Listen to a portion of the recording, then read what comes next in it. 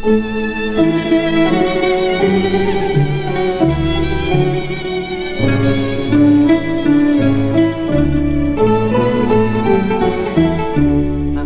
ចាសែនស្ដាយ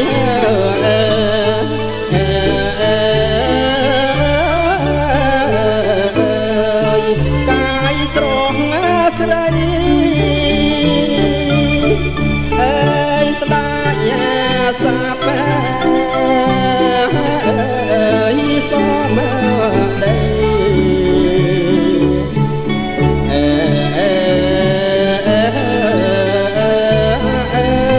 តាមពីរវង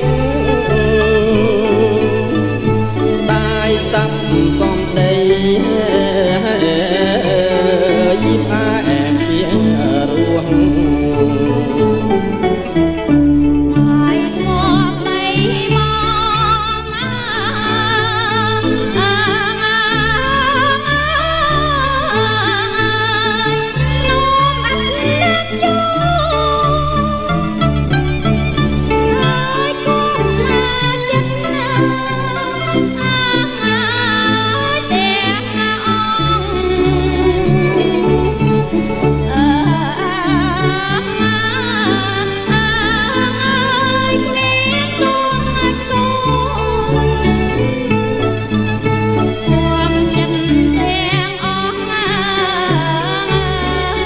មានต้อง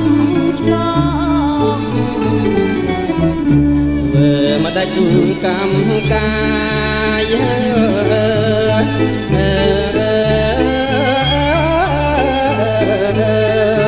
ពីជាតិណាមុនអាឃ្លៀតគ្នាសិន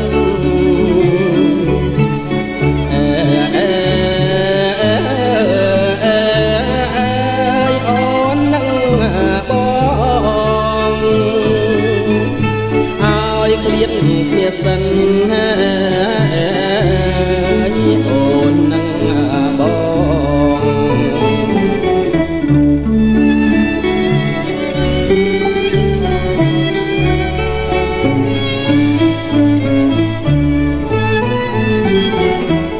អូនក្លៀតតែខ្លួនណា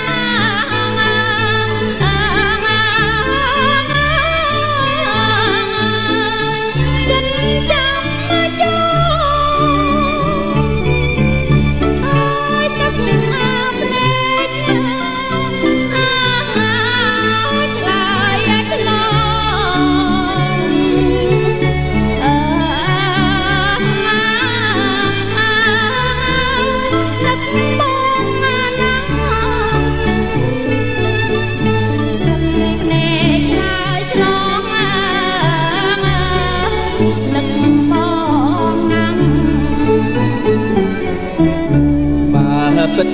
សូមចិត្ត